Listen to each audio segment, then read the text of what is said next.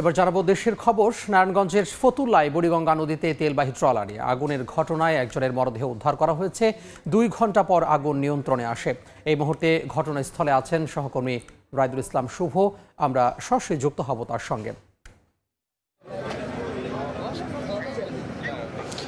নারায়ণগঞ্জে অগ্নিকাণ্ডে তেলবাহী যে ট্রলারটি রয়েছে সেটির অগ্নিকাণ্ডের সবশেষ খবর আমার কাছে যেটি রয়েছে যে ফায়ার সার্ভিস কর্তৃপক্ষ যেটি জানিয়েছেন যে এখন পর্যন্ত সেই তেলবাহী জাহাজে থাকা একজনের মরদেহ কিন্তু উদ্ধার করা হয়েছে এবং কয়জন নিখোঁজ রয়েছে বা কতজন আটকা ভেতরে আছে কিনা এ বিষয়ে পুরোপুরি নিভে যাওয়ার পরে এবং যেহেতু এটি একটি তেলের ট্রলার যে কারণে আসলে ভেতরে আরও তেল রয়েছে যে কারণে পুরোপুরি নিয়ন্ত্রণে আসার পরেই আসলে তারা ভেতরে প্রবেশ করবেন এবং ভেতরে প্রবেশ করে আসলে তারা দেখবেন যে আসলে কতজন সেখানে ছিলেন এবং এখন আটকা পড়ে রয়েছেন কিনা সে বিষয়টি নিশ্চিত করতে পারবেন। এবং পাশাপাশি এখানে আমরা যেটি দেখতে পাচ্ছি কোস্টগার্ডও এখানে কাজ করছে, ডুবুরিরা সেখানে রয়েছেন। যেহেতু সেই সময় দুপুর যখন 1টা বাজে সেই সময় কিন্তু হঠাৎ করে তেলবাহী জাহাজটিতে কিন্তু আগুন লেগে যায়।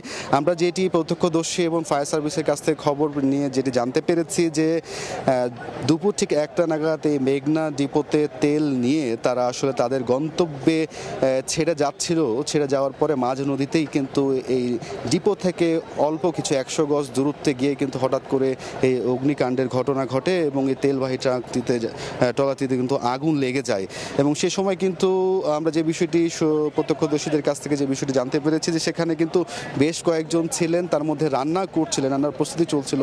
হঠাৎ করে আগুন লেগে যায়। এখানে অনেকেই কিন্তু ছিল, কেউ এখন সেই সময় নদীতে ঝাঁপ দিয়েছেন নাকি এখনো আটকা পড়ে রয়েছেন সেখানে, এই বিষয়টি এখন পর্যন্ত পুরোপুরি কিন্তু নিশ্চিত করে বলতে পারছে না ফায়ার সার্ভিস। তবে এখন পর্যন্ত একজনের মরদেহ উদ্ধার করেছে, সেই বিষয়টি আমাদেরকে নিশ্চিত করেছেন। তবে এটি পুরোপুরি আসলে যেহেতু উত্তপ্ত রয়েছে এই ট্রলারটি, যখন কিছুটা স্বাভাবিক মাত্রায় আসলে তারা আসলে ভেতরে প্রবেশ করবেন। ভেতরে প্রবেশ করার পরে আসলে বলতে পারবেন যে এখানে আরও কোনো কিছু কেউ আটকে রয়েছেন কিনা।